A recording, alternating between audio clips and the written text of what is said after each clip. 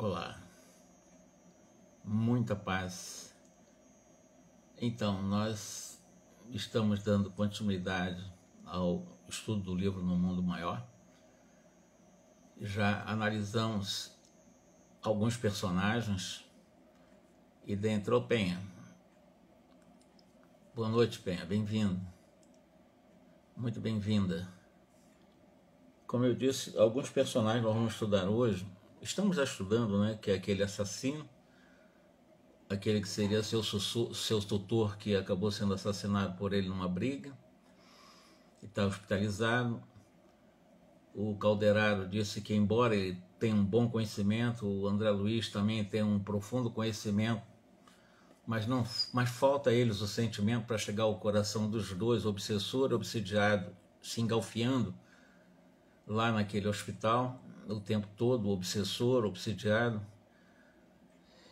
E a Cipriana, ela foi, Alice, boa noite, ela foi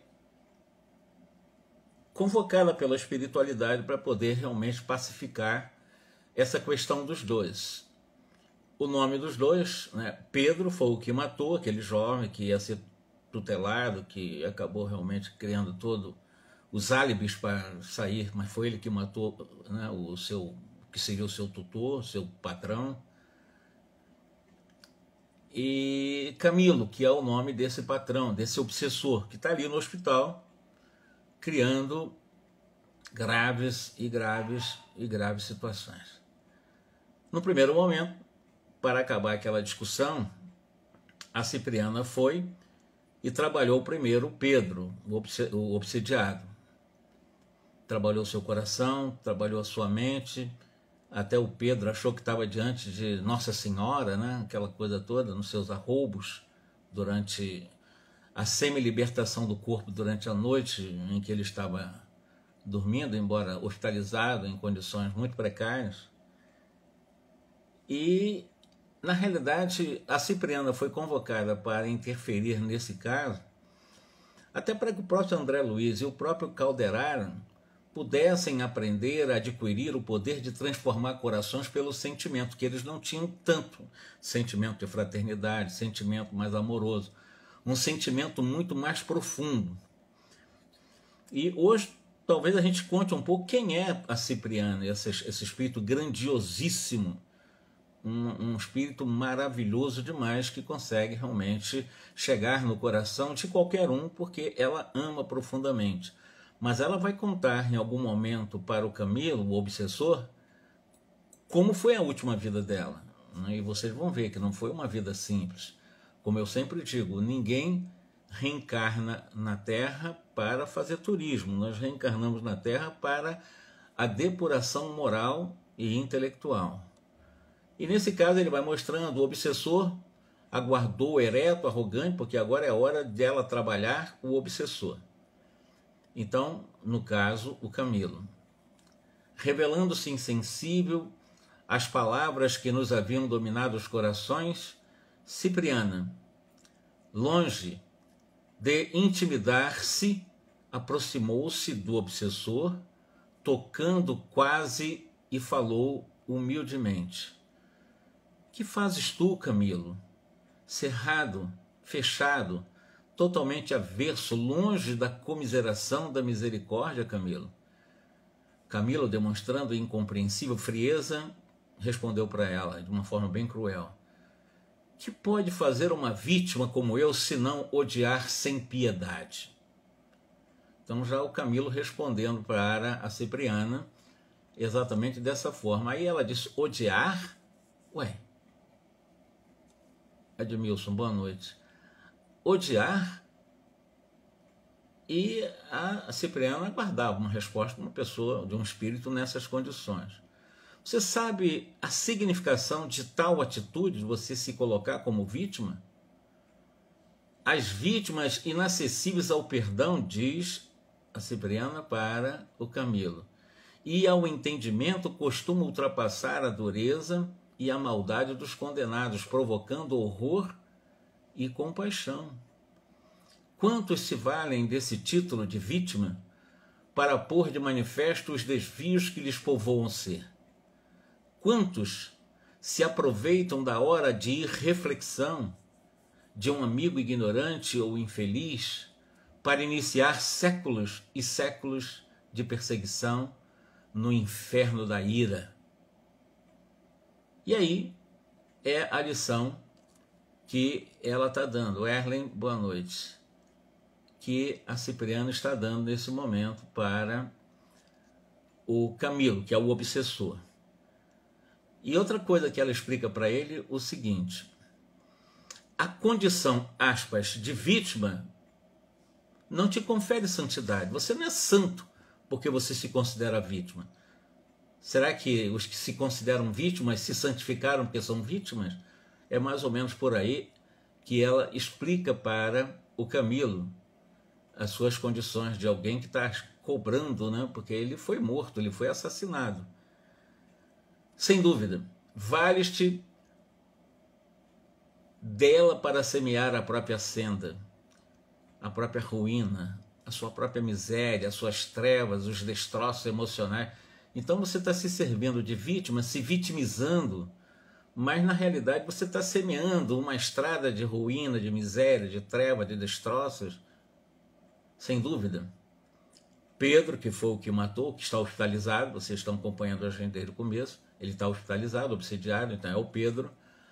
Pedro feriu-te em momento de loucura, de insânia, perdido de ilusão, naquela mocidade turbulenta, quando ele estava cobrando a parte dele.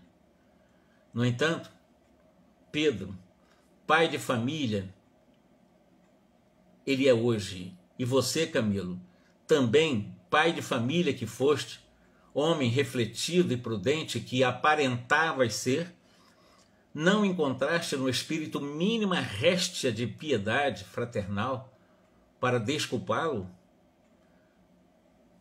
Camilo, você está perseguindo Pedro há 20 anos, é o tempo que está havendo essa obsessão. 20 anos de obsessão, 20 anos que instilas em torno de ti o veneno da cobra na postura do esfomeado lobo, daquele chacal. Podendo conquistar o laurel dos vencedores com Cristo, o que você preferiu, Camilo? O punhal da vingança, ombreando-te com os malfeitores endurecidos. Onde esbarrarás com teus sentimentos desprezíveis? Onde você quer chegar? 20 anos perseguindo Pedro, você não consegue realmente compreender a situação do Pedro. Lembrando que o Pedro, enquanto encarnado, obsidiado, está perturbadíssimo, embora ficou rico, com muito dinheiro, muitos amigos, mas um conflito interno e uma confusão interna e um trauma existencial muito profundo. Chegou ao ponto de ir ser hospitalizado com menos de 50, aproximadamente 50 anos de idade, como se fosse alguém de quase 100 anos de idade, o Pedro, o assassino. Em que muralha, continua a Cipriana ensinando para o Camilo obsessor, de angústia será algemado pela justiça de Deus? Dos olhos de Cipriana, nesse momento, escorriam grossas lágrimas. Olha só que amor, né? Camilo vacilava entre a inflexibilidade e a rendição. Extrema palidez cobria-lhe o rosto e, quando nos pareceu que ia proferir uma resposta a esmo, Cipriana dirigiu-se ao Calderaro, pedindo-lhe com humildade: Calderaro, por favor, ajude-me a conduzi-lo. Conduzir o obsessor, o Camilo. Sigamos até o lar de Pedro, o assassino. Então ela vai pegar o Camilo, aquele obsessor lá no hospital, e vai levá-lo à residência, ao lar, na família de Pedro. Então, enquanto o Pedro está hospitalizado, ia levar o obsessor até a casa do Camilo. Sigamos até lá, onde Camilo atenderá aos nossos apelos, nossos rogos. Calderaro não hesitou, voltando-se para mim, obtemperou: Cipriana transportará Pedro com os próprios recursos, mas o outro, terrivelmente escravizado aos pensamentos inferiores e às intenções criminosas, é pesado de carregar, conduzamos nós. Então ficou dividido assim. Nesse momento, Calderaro e André Luiz carregariam o obsessor, né, que é o Camilo, até a casa de Pedro. E a Cipriana levaria Pedro fora do corpo, né, semi-liberto do corpo, durante a noite, também até a casa dele. Dando-lhe os nossos braços, Calderaro à direita e eu à esquerda, reparei que Camilo não reagia. Compreendendo talvez a inanidade de qualquer rebeldia, deixava-se levar sem protesto. Então Camilo foi, né, levado até a casa de Pedro por Calderaro e André Luiz. Colocamo-nos assim em uma jornada rápida. Em breves minutos penetrávamos confortável residência, onde uma senhora, na sala de estar, tricotava junto de 2 filhos pequeninos. A conversação doméstica era doce, cristalina. E ele narra essa conversação entre a mãe e os 2 filhinhos. Mamãe, dizia o menorzinho, onde está o Neneco? Voltou ao serviço, respondeu a mãe. E o Celta? Está no colégio. E o Marquinho? Também. Estão perguntando pelos coleguinhas, né? Pois bem, eu queria, diz o menininho, né? Eu queria que todo mundo aqui em casa, mãe. Para quê, filhinho? Indagou a esposa do Pedro, né? Sabe, mamãe, para nós rezarmos por papai, que é o Pedro, né, o assassino que está lá hospitalizado. A senhora reparou ontem à noite como estava aflito e abatido? A jovem matrona transluziu certa angústia nos olhos, mas objetou em tom firme: confiemos em Deus, meu filhinho. O médico recomendou-nos tranquilidade e estou convencida de que a providência nos ouvirá. Lançou um inteligente olhar sobre a criança e acentuou para ela: vai divertir-se, Guilherminho. Vai lá, por favor, vai brincar. O pequeno Guilherme, porém, descansou o braço direito sobre um livro de primeiras letras, cismando como se indiretamente percebesse nossa presença. Enquanto a mãe, de súbito, abandonava o tricô para chorar num quarto à distância. Então ela sabia da angústia que ela estava passando do seu marido lá no hospital, em condições precaríssimas, né? Acompanhávamos a cena, comovido, quando Cipriana se dirigiu a Camilo, que é o obsessor que foi assassinado, né? Desapontado, continuemos. Efetivamente, nosso amigo tirou-te a vida, meu irmão, diz Cipriano para o Camilo. Noutro tempo, contraindo assim para ele mesmo uma dolorosa dívida, isso é bem verdade. Entretanto, a voz desse menino, Guilherminho, aqui devotado à prece, não te sensibiliza o espírito endurecido? Então, o Camilo estava na casa de Pedro nesse instante, escutando essa conversa, escutando essa angústia do filhinho, o filhinho pedindo para orar pelo pai. A mãe sai dali daquela sala, vai para um canto mais, parou de tricotar e começou a chorar, vendo seu marido nas condições que estava. E a Cipriano perguntou se isso não sensibilizaria ele, né? Entretanto, este é o lar que o Pedro, o criminoso, na sua visão, na visão realmente da vida, porque ele cometeu um crime, instituiu para criar um Pedro renovado.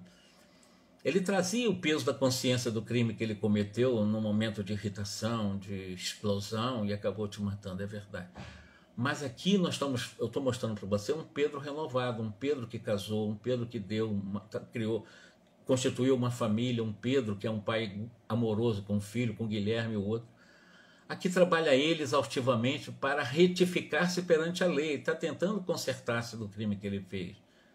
Compreendo a responsabilidade terrível assumida com o golpe que te aplicou sem reflexão. Eu sei que ele é uma dívida muito grande, ele tirou uma vida, é bem verdade. Meteu o ombro a uma atividade desordenada, então ele começou a trabalhar de uma forma desordenada com o dinheiro, né, derruindo os centros físicos. Quanto mais ganhava dinheiro para tentar fugir do crime que ele cometeu, ele mais se desgastava fisicamente. Antes dos 50 anos, no corpo terrestre, revela evidentes sinais de decrepitude. Se cometeu falta grave, hoje ele tem feito o possível por erguer-se numa vida nobre e útil. Amparou, ele, o Pedro, depois de toda a besteira que ele fez, amparou uma devotada mulher no instituto do casamento, ele casou. Deu refúgio a 5 filhinhos, esforçando-se por norteá-los para o bem através do trabalho honesto e do estudo edificante. Ele tem 5 filhos. Nesse momento estavam só os 2 ali e um dos que estavam conversando era o Guilherminho. Sem dúvida, Pedro cresceu no conceito dos amigos, galgou posição de abastança material. Todavia, sabe agora, de experiência própria, que o dinheiro não soluciona problemas fundamentais do destino. E que o elevado conceito de que possamos conseguir dos outros nem sempre corresponde à realidade. Muita gente recebe muito, mas muitos aplausos do mundo, elogios do mundo, destaques do mundo, se tornam famosos no mundo, mas como ele diz, isso na realidade não transforma destinos, isso não corresponde à realidade de nossa essencialidade, nós conosco o tempo todo. Não obstante todas as vantagens conquistadas no âmbito material que ele ficou rico, ele tem vivido enfermo, infortunado, aflito. Apesar disto, tem a seu crédito o serviço realizado com boas intenções, o reconhecimento de uma companheira que o nobilita e as preces dos 5 filhinhos agradecidos. Quanto a ti, Camilo, o assassinado, aquele ex-patrão do Pedro aqui, que foi morto por ele mesmo, pelo Pedro. E você, Camilo, o que fizeste? Faz precisamente 20 anos que não abrigas outro objetivo, outro propósito, senão da vingança, do extermínio. Essa desforra detestável tem sido objeto exclusivo dos teus intuitos destruidores. Você está 20 anos paralisados na vingança. O teu sofrimento agora nasce de uma volúpia de vingança. Camilo, vale a pena ser vítima, receber a palma santificante da dor para descer tanto na escala da vida? Você é vítima, tudo bem, você se coloca como tal, mas será que vale a pena realmente você descer em um nível tão baixo de 20 anos, vingando, querendo justiça à sua maneira, com as próprias mãos? Aí a Cipriana fez uma breve pausa, olhou compadecidamente para o Camilo e dando continuidade a esse sermão. Contudo, Camilo, nossa palavra enérgica não se faz ouvir neste santuário à maneira de um juízo irrecorrível. Eu estou sendo enérgico com você, sim, mas nesse santuário doméstico onde nós estamos, na casa de Pedro, eu não estou querendo fazer um juízo em que você realmente está, para a danação eterna. Você não se emenda 20 anos, está perdendo tempo. Eu não estou fazendo um juízo querendo te condenar, não é nada disso. Você é, acima de tudo, nosso irmão, você é credor de nosso afeto e de nossa estima leal. Eu estou mostrando para você que você está 20 anos perdendo tempo, só se vingando. O Pedro, ele cometeu um grande delito, realmente, na contabilidade divina. Isso traz realmente maiores dificuldades, porque ele vai precisar reparar isso, claro. Mas você, na condição de suposta vítima, que não te faz de santo, porque vítima não santifica ninguém, como o te visitar, o nosso objetivo é ajudar-te. Eu me aproximei de você para te ajudar. Talvez você até não queira a minha aproximação, até recuse a nossa união, a nossa aliança fraterna, mas confiamos em tua regeneração, Camilo. Também nós, aí ela vai contar um pouco da vida dela. Eu preciso contar para você. Eu estou aqui como sua irmã, eu estou aqui como sua amiga, eu estou aqui como alguém realmente que tem as mesmas dificuldades que vocês têm hoje, eu já tive também. Nós, em épocas passadas, remotas, demoramos nos desfiladeiros fatal, a que você se conduziu também. Eu já passei por isso. Isso, a Cipriana, um espírito único que tem esse amor suficiente para entrar no coração de obsidiário, de obsessor, porque ela ama profundamente. E ela vai contar um pouco da história dela para ele, para o Camilo. Passamos longo tempo na atitude da serpente venenosa, concentrada em si mesma, aguardando o ensejo de exterminar ou de ferir. No entanto, Deus nos ensinou que a verdadeira liberdade é a que nasce da perfeita obediência às suas leis sublimes que já estão em nossa consciência. E que só o amor, e somente o amor, tem suficiente poder para salvar, para elevar e para remir cada um de nós. Somos todos nós, eu, você, Camilo, irmãos, suscetíveis das mesmas quedas, filhos do mesmo pai. Todos nós somos suscetíveis de cair. Eu falei, está 20 anos nessa vingança e se colocando como vítima, mas nessa vitimização você está há 20 anos retardando o seu processo de despertamento consciencial. Nós não te falamos, pois, como anjo. Eu não sou um anjo, estou te falando como um espírito angelical, como o Pedro chamava de Maria Santíssima, lembra? Na lição anterior, estou diante de Maria Santíssima e tal, porque era um espírito muito elevado. E ela está dizendo para agora, para o Camilo, obsessor, nós não estamos falando aqui, eu não estou falando para você como um anjo, mas como um ser humano, regenerado sim, que eu já estou regenerado, estou me regenerando cada vez mais, mas continuo peregrinando os círculos maiores, buscando os círculos maiores, como você também. Você está estacionado 20 anos, mas você precisa sair disso. Havia tal inflexão de carinho naquelas ternas e sábias considerações de Cipriana, que o Camilo, Dante frio, impassível, começou a chorar muito. Chorou. Malgrado tal modificação, alçou um indicador na direção de Pedro e exclamou. Então, naquele mesmo momento, na casa de Pedro e tal, ele apontou para o Pedro. Eu quero ser bom. Ele realmente, apontando para o Pedro, a sua vítima nesse caso, né? E estava obsidiando o Pedro. Eu quero ser bom, todavia sofro. Aflige-me atrozes padecimentos de rancor, de justiça, de vingança. Se Deus é compassivo, por que me deixou ao desamparo? Então ele está agora se colocando, vitimizando-se, né? Cheio de coitadismos agora, com 20 anos perseguindo alguém, porque foi morto, mas ele não conseguiu desculpar ou perdoar. E agora está questionando Deus, né? Pô, se Deus é compassivo, por que ele me deixou ao desamparo? Aí o André chorou também nesse momento. Aí ficou meio diante dessa situação, desse quadro. O André, né, era meio chorão mesmo, todos os romances dele choram, né? Ele começou a chorar, e como não chorar também ali, diante daquela cena simbólica, o André Luiz explica. Camilo e Pedro, entrelaçados no crime e no resgate, não representavam todos nós, os seres humanos falíveis? Ou seja, o André Luiz chorou nesse momento, porque ele se colocou exatamente nas condições de ser humano, como se fosse o Pedro, o que matou, e o Camilo, o que foi morto. E ele está mostrando, né, que nesse processo não representavam, naquele simbolismo daquele encontro no lar de Pedro, exatamente todos nós, seres humanos, sem exclusão de nenhum, né, falíveis, porque nós somos seres humanos falíveis, absolutamente falíveis.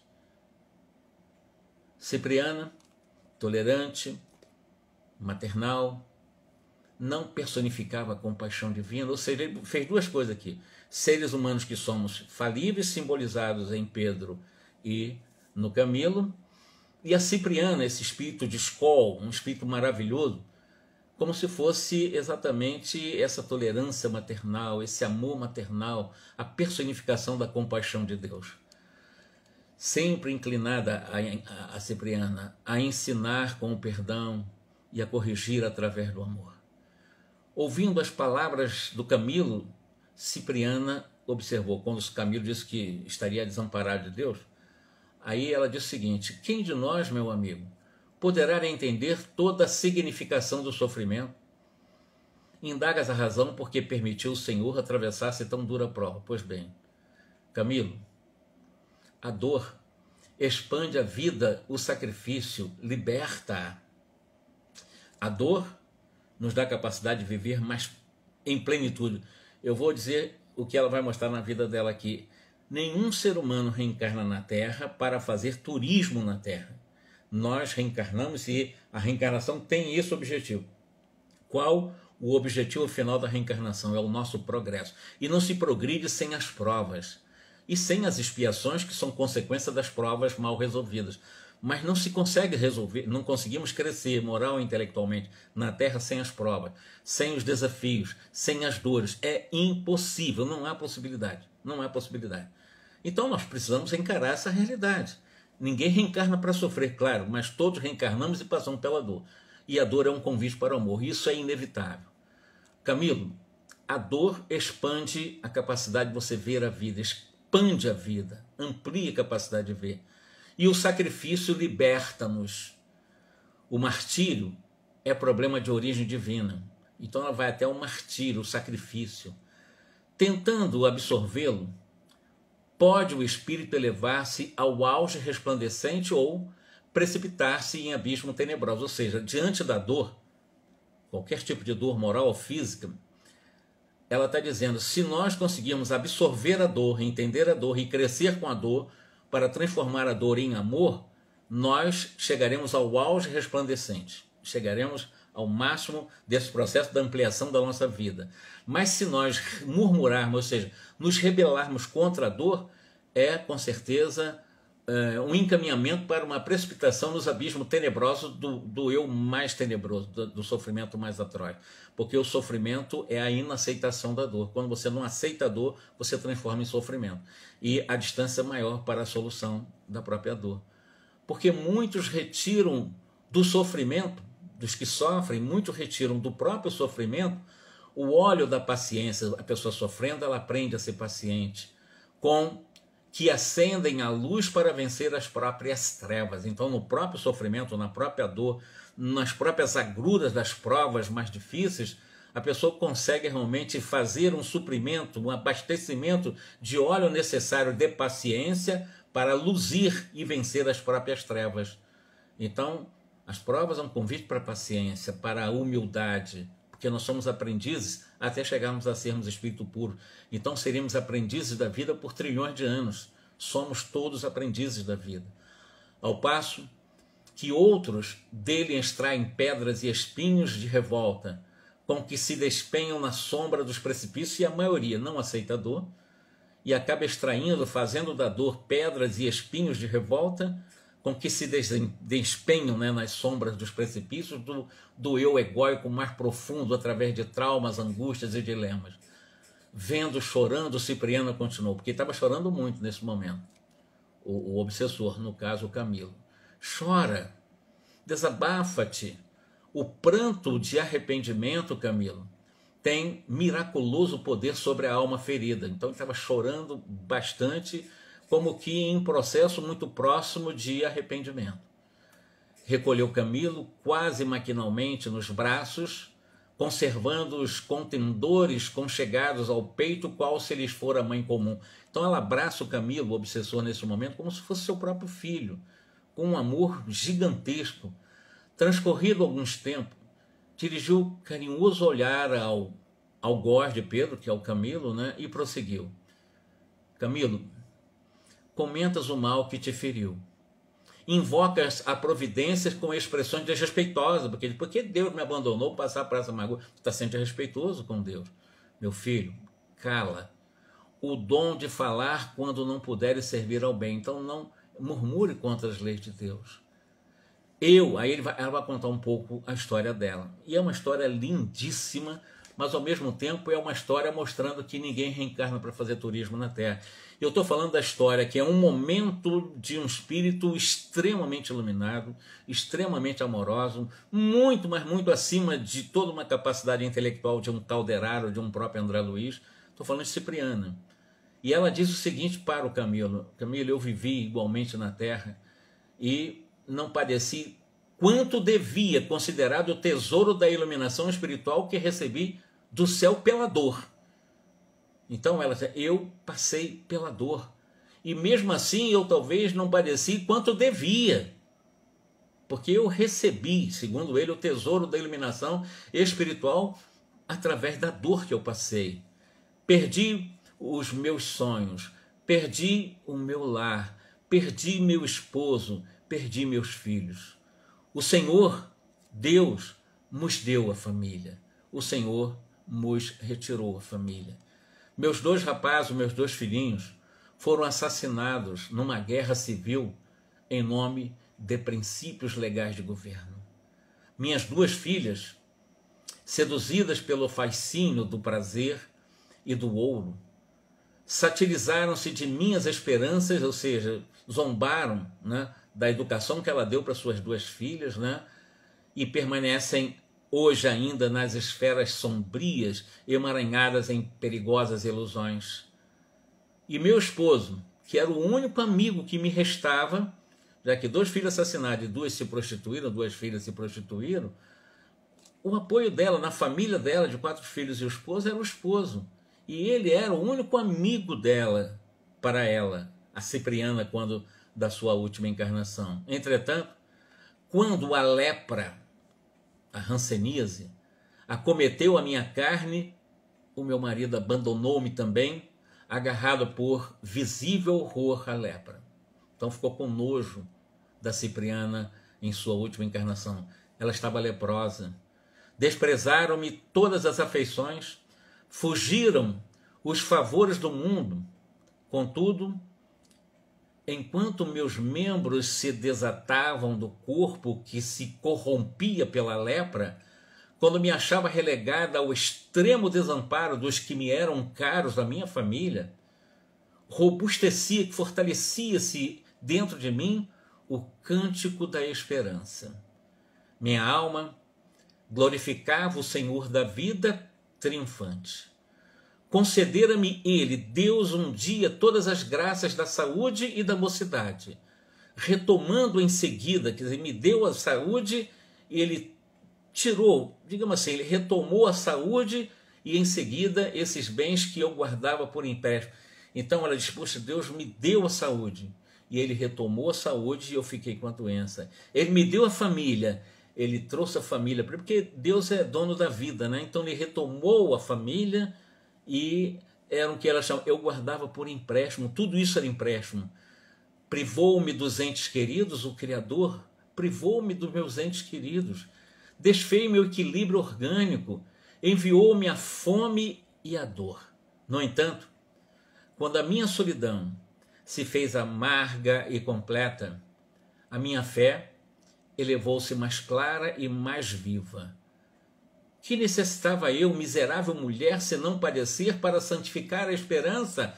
Então veja que a luz da esperança de uma mulher que passou por tudo isso, 2 filhos assassinados, 2 filhas prostituídas, um marido que abandonou e ela leprosa e agora abandonada e agora carcomida pela lepra, totalmente só, com fome, miséria, etc., mas ainda encontrando no coração grandioso dela essa capacidade de santificar a esperança, de depositar e fortalecer em si a própria fé, sabendo que se Deus deu, Deus tirou, não tem problema, né?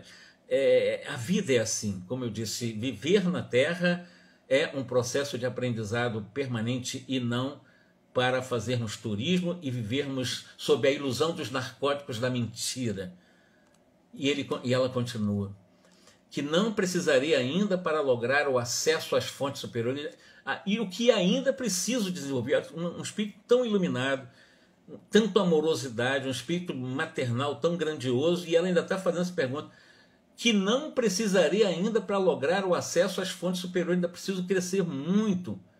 Quem somos nós, senão vaidosos vermes, com inteligência mal aplicada, aos quais se tem manifestado a misericórdia infinita, mas em vão? Foi então a vez de Camilo ajoelhar-se. Nesse momento ele não aguentou, se ajoelhou diante da Cipriana.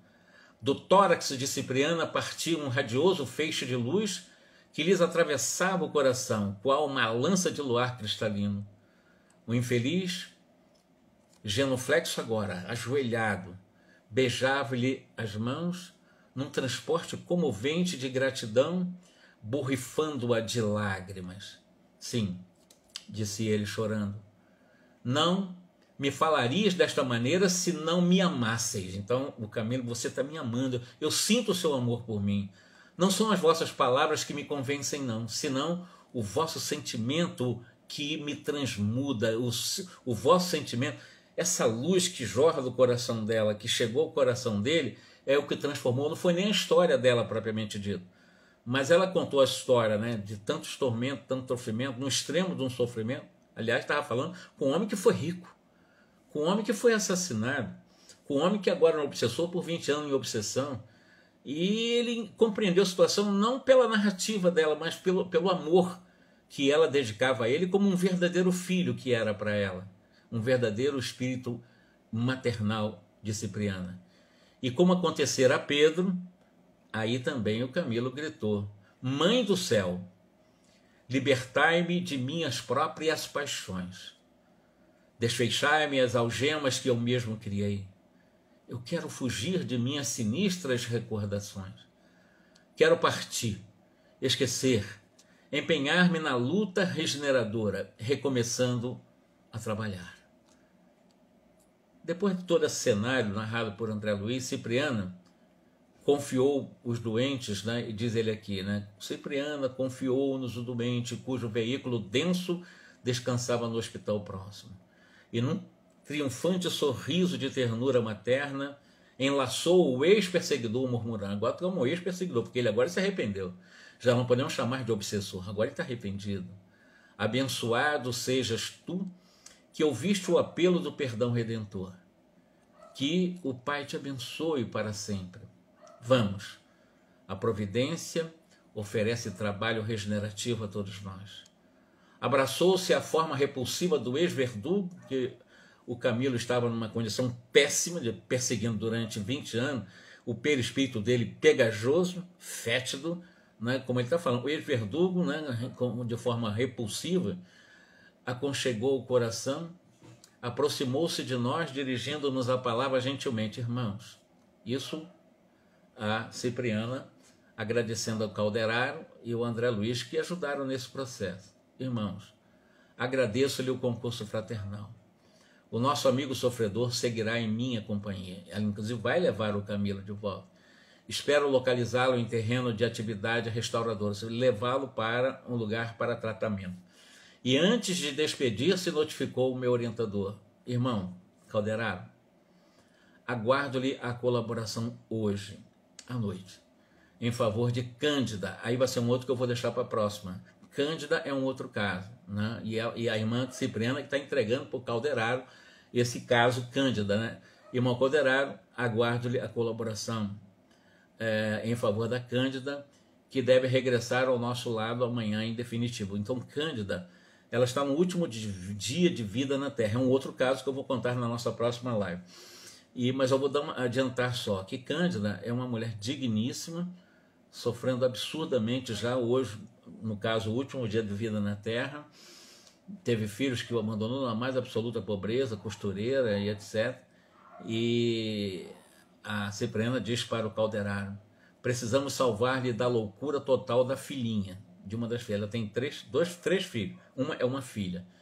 Aí ela se retirou, a Cipriana, com o Camilo, conduzindo o Camilo como se lhe for um precioso fardo, enquanto Nova Luz me clareava o espírito. O assistente, o Calderaro, tocou meu ombro e falou, o coração que ama, André, está cheio de poder renovador. Certa feita, disse Jesus, que existem demônios somente suscetíveis de regeneração pelo jejum e pela prece. Às vezes, André, como neste caso, o conhecimento não basta. Não adianta nós conhecermos. Há que ser o homem animado da força divina que flui do jejum pela renúncia e da luz da oração, que nasce do amor universal. Dispunhamos-nos a reconduzir o enfermo à casa de saúde, quando a dona da casa assomou a sala, em traje de sair, e disse aos meninos, preparem-se, filhinho, visitaremos papai dentro em pouco. Então, é a esposa de Pedro que vai visitar Pedro no hospital. Depois de tudo isso aconteceu, Pedro já trabalhado pela Cipriana, o Camilo trabalhado pela Cipriana, e esse dia eles vão visitar com os filhinhos, né, o próprio Pedro no hospital.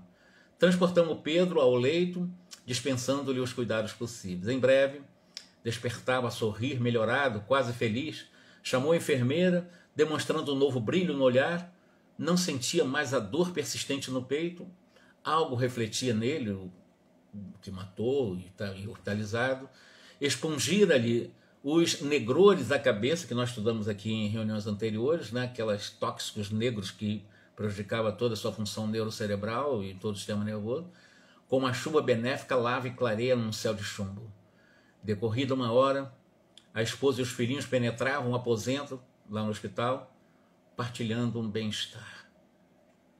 Contou-lhes Pedro, chorando de júbilo, que tiveram um sonho iluminativo. Assegurava ter sido visitado pela Mãe Santíssima, que lhe estendera as divinas mãos transbordantes de luz. A esposa, ouvindo, verteu copioso pranto de alegria e de reconhecimento. E Guilherme, aquele menininho, o pequenino, tomou a destra paterna, osculando-a com filial afeição, e profundo agradecimento a Deus. Sensibilizado, conta André Luiz, acompanhei a cena íntima em que a família reencontrava a paz. E recordando Cipriana com a sua milagrosa atuação salvadora, compreendi que, continua André Luiz, a mulher, santificada pelo sacrifício, se converte em portadora do divino amor maternal, que intervém no mundo para enobrecer o sentimento das criaturas. Que frase linda, né? Que o André Luiz utiliza em relação a Cipriana e todas as mulheres do mundo, que realmente, como ele fala, é mulher santificada pelo sacrifício, a mulher santificada pela renúncia, pelo trabalho, pela dignidade, se converte em portadora do divino amor. Ela, sem dúvida nenhuma, é para mim o símbolo mais forte desse divino amor maternal, que intervém no mundo para enobrecer o sentimento das criaturas. Que extraordinário é vivermos na Terra, sabermos que aqui na Terra nós temos a figura de mãe, né? Eu vou deixar então para nós contarmos exatamente esse caso de Cândida e seus filhos, o que se passa ali. É um problema grave de... não seria uma prostituição, mas quase uma prostituição, em que eu já estou adiantando, tá? Em que a filha, ela muito pobre, pobre demais, nenhum parente ajudava, ninguém quis ajudar, ela hospitalizada, vai desencarnar agora, vai desencarnar nessa noite, no caso, né? Nós vamos acompanhar a noite da desencarnação dela. E a filha não abandonou, mas os filhos abandonaram. Muito pobre, muito pobrezinha mesmo. Então foram abandonados pelos filhos. A mãe, a única que não abandonou foi a filha, mas também ela teve que, de alguma forma, buscar uma vida, já que ninguém ajudou a ela. Estou adiantando, hein? Ela teve que, era artista, conseguia cantar, algumas coisas assim, e foi para uma vida chamada vida, aspas, né, mais fácil, a vida de cabaré, essas coisas todinhas. Mas a mãe não sabia. Em parte não sabia. E depois você vê esses desfechos, né, que tinha lá um empresário, tipo assim, um cafetão, alguma coisa assim, né, que utilizava dela para até ganhar dinheiro no campo da prostituição também. Mas nós vamos contar essa história com mais detalhes na próxima quarta-feira, hoje é quarta, no próximo sábado, às 9 horas, que também é uma história belíssima também, que serve muito para enriquecer-nos e instrumentalizar-nos diante dos desafios da vida, porque nós achamos que às vezes que nós sofremos muito, minha família sofre muito, meus filhinhos sofrem muito. A gente vai ver o caso de Cipriana, o caso de Cândida, que vocês vão ver também no próximo sábado. Nós não reencarnamos para fazer turismo na Terra, não. Nós reencarnamos como um convite para o nosso progresso intelectual e moral, para a depuração moral. E é assim que nós precisamos encarar. Vem a dor, encaremos a dor, ainda que choremos, porque chorar faz parte do processo, mas que possamos realmente pedir força a Deus para que em cada desafio da dor possamos transportar, ampliando ou, como ela falou aqui, vigorando em nós pela paciência, o dom do amor, como ela fazia, como ela fez, como leprosa que foi, né? É isso. No próximo sábado nos encontramos, aqueles que nos dão realmente essa grata alegria de estar conosco aqui, nos acompanhando humildemente, ou nos ouvindo, né? Porque essa é a vantagem no celular, a gente basta ouvir, né? Não precisa estar vendo, né?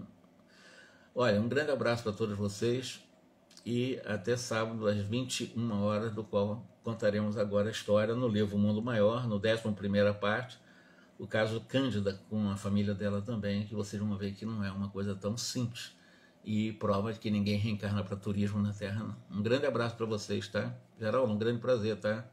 Vê-la aqui entre nós. Gladys também, um grande abraço para vocês e que Deus abençoe a família de todos vocês. Muita paz.